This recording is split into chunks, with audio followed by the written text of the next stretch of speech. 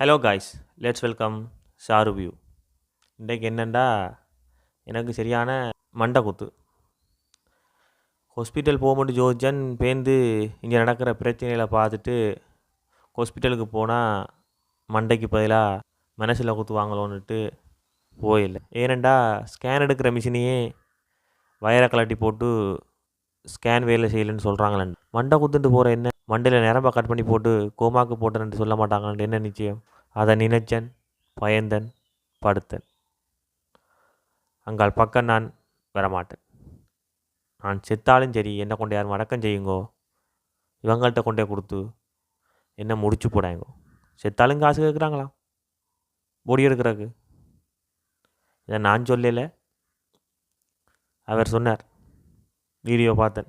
இவ்வளவு கல்லருக்குள்ளே ஒரு நல்ல மனுஷன், அந்த ஆளும் கொஞ்சம் நாளைக்கு கத்தி போட்டு இவங்களோட ஆடையில் ஆண்டு விடுது ஓரியா. ஐயா, முடிஞ்ச வரைக்கும் முயற்சி செய்யுங்கோ, வெற்றி நமதே. சரி, அது இருக்கட்டும். இப்போ என்னென்றால், எங்களோட ஊரில் ஒரு எலக்ட்ரிஷியன் கதை சொல்ல போகிறேன். அதுவும் இந்த ஹாஸ்பிட்டல் கதையோட பொருந்தும். அதுக்காண்டி என்னென்றால், எங்களோட ஊரில் ஒரு எலக்ட்ரிஷியன் இருக்கிறார். அவர் என்னோட நல்ல மாதிரி சும்மா இருந்து பின்னரங்கள்ல இருந்தோண்டா கதைக்கிறனாங்க. அப்படி ஒரு நாள் கதை கேட்க சொன்னார், தம்பி எனக்கு இப்போ வர்ற வருமானத்தை விட மாரி காலத்தில் கூட வருமாடாப்பான்ட்டு. என்னண்டு மாரி காலத்தில் தானே வேரிங் வேலை செய்ய இயலாதண்டு வாங்க, நீங்கள் என்னென்னு சொல்கிறீங்களேன்னு கேட்க சொல்லுவார், இல்லை தம்பி, செய்யாமையே காசு எடுப்பேன். என்னடா இது, இப்படி ஒரு உழைப்பு இருந்தால் நானும் உழைச்சிருப்பேனே என்று ஜோதிச்சு போட்டு அதை கேட்டேன். என்னென்னு எனக்கு சொல்லுங்கண்டு. அவர் சொன்னார், ஒருத்தருக்கும் சொல்லக்கூடாது தம்பி, உன்னை நம்பி சொல்கிறேன், என்னோடய பழகிற வழியாண்டார். சரி சொல்லுங்கோ, பரவாயில்லை கேட்போம். எங்களுக்கும் ஆக்கள்கிட்ட புதினங்கள்ண்டா சரியான விருப்பம், புதினம் கேட்குறேன்டா. சரி என்று போட்டு சப்பானி கொட்டி கொண்டு இருந்து அவர்கிட்ட கதையை கேட்டேன். அப்போ அவர் சொல்ல தொடங்கினார், தம்பி, மாரி காலத்தில் எல்லா வீடு வழியும் ரிப்புளும், மோட்டரை போட்டோன்னா ரிப்புளும். அப்போ நான் போய் 5 நிமிஷத்துலேயே திருத்தி போடுவேன். 5 நிமிஷமே எனக்கு தேவையில்லை, திருத்தி போடுவேன். ஆனால் அரை மணி நேரம் அங்கே சுற்றி தெரிஞ்சுட்டு என் பீஸ் எவ்வளோன்னு கேட்டால் 1500 சொல்லி வாங்கிட்டு வந்துடுவேன் தம்பி. குறைஞ்ச விலையில் செய்கிற மாதிரி செஞ்சுட்டு வந்துடுவேன் தம்பி. 1500 இந்த பிரச்சனையை தீர்த்து போடுங்களோன்னு கேட்டேன். அதுக்கு அவர், பிரச்சனையே இல்லை தம்பி, பிரச்சனையை உருவாக்கி அதை தீர்க்கிறதான் தம்பி எங்களோட வேலையை.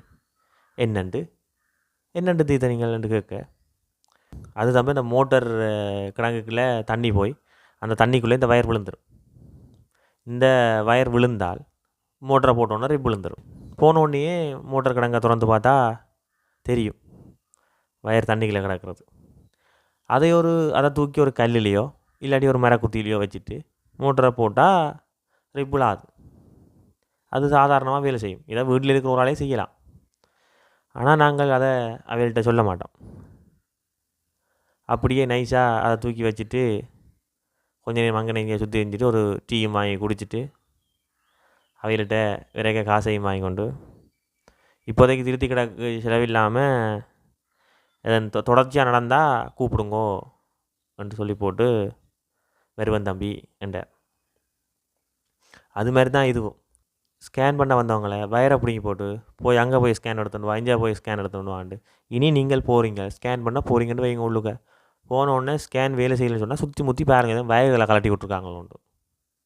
கலட்டி விட்டால் உங்களால் தெரிஞ்சால் பூட்டுங்கோ, இல்லாட்டி உங்களோட ஊரில் இருக்கிற எலக்ட்ரிஷனுக்கோ அவனே பச்சை கல்லன் தான் இருந்தாலும் பரவாயில்ல, அடிங்கோ. கல்லன் நல்லா இருக்கும், கோல் அடிங்கோ. அவன் வந்து இந்த வயரை மாட்டி விடுவான். ஸ்கேன் பண்ணுவோன்னு கேளுங்கோ, பண்ணி முடியா கேளுங்கோ என்ன பிரச்சனைன்ட்டு.